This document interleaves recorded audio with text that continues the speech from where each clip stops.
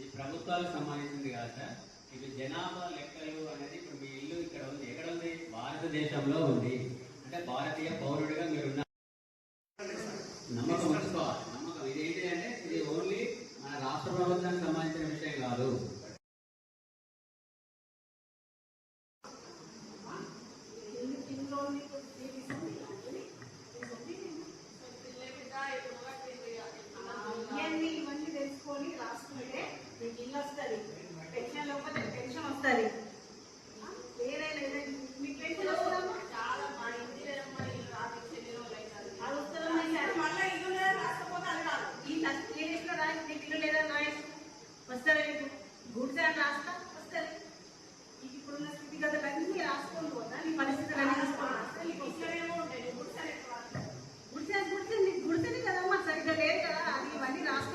ఎట్లున్నావు ఏంటిది అని అన్ని రాసుకోవడానికే వచ్చినా నీకు ఏమేమి ఉన్నాయి ఏమేమి లేవు ఈ పరిస్థితి ఏంటని రాసుకొని పోతే ఇవన్నీ గుర్తించి నెక్స్ట్ ప్రభుత్వం నీకు అన్ని సమకూరుస్తుంది.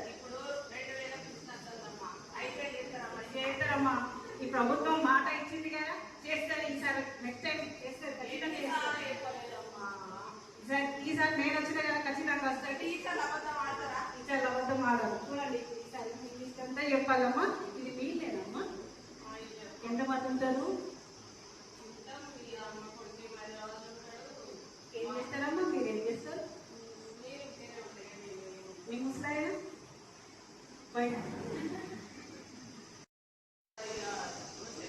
ఫోన్ ఉందమ్మా? ఉంది కనబడే ఫోన్. చిన్న డబ్బా ఫోన్ ఉంది.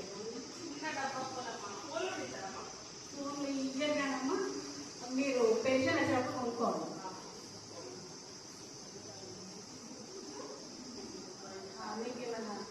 బండి కొట్టేటట్టు బండి వేరు కనబడుతుంది. బండి వేరు కానీ ఈ కార్ ఎవరమ్మా? మరి మీరు ఇదే పెట్టుకున్నది కాదు. ఈ కార్ అంతేనా? మీరు వాడుకుంటారు ఎట్లా? మీ బాబు వచ్చినప్పుడు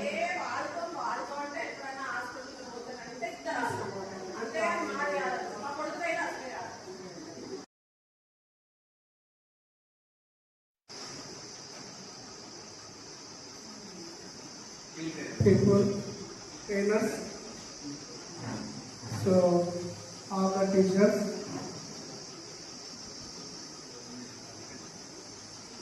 first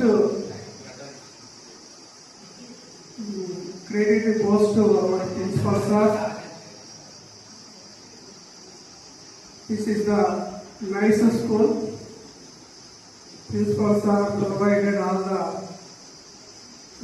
గడిచిన కొద్దీ మాలో ఉన్న భయం ఎలా పోయింది అని అంటే మీరిద్దరు చెప్పిన ఓపిక విధానంలో నాకైతే ఒక కోచింగ్ సెంటర్లో ఉండి నేను మొన్నటిదాకా ఎగ్జామ్కి ప్రిపేర్ అయిన మూడ్లో ఉన్నాను. లాస్ట్ ఇయర్ రిక్రూట్మెంట్ కాబట్టి నాకైతే ఒకసారి నేను కొంచెం గ్రూప్స్ కూడా ప్రిపేర్ అయినా అదే హాలు అదే మళ్ళీ నాకు ఆ ఫీల్ వచ్చింది.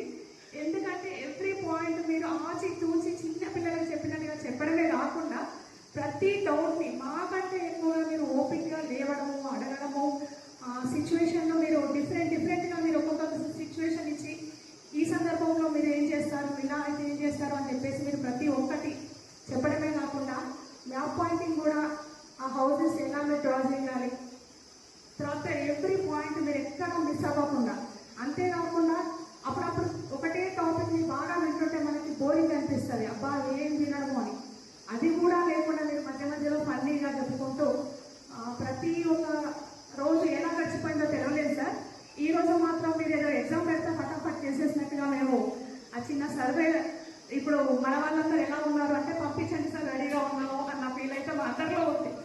ఈ క్రెడిట్ కంపల్సరీ మాకు ట్రైనింగ్ ఇచ్చిన మీ ఇద్దరికి సార్. ఎందుకంటే ఇంత బాగా ట్రైనింగ్ ఇస్తారని నేను అనుకోలే. మాలో ఉన్న భయం ఇంత ఈజీగా పోతుంది అని చెప్పేసి కూడా నేను ఎక్స్పెక్ట్ చేయలేదు.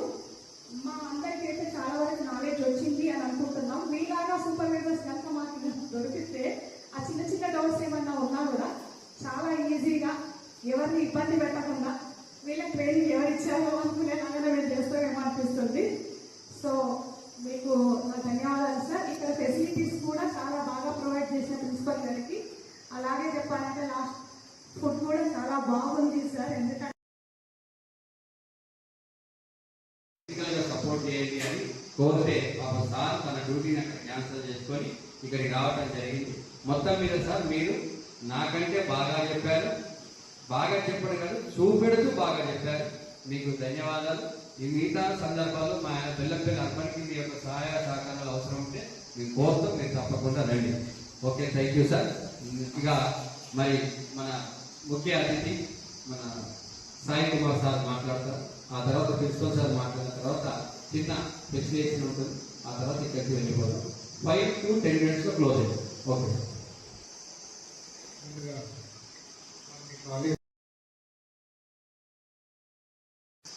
ఇప్పుడు కొత్త కమిషనర్ గారు రాబోతున్నారు సార్, ఇంకా ఛార్జ్ తీసుకోలేదు.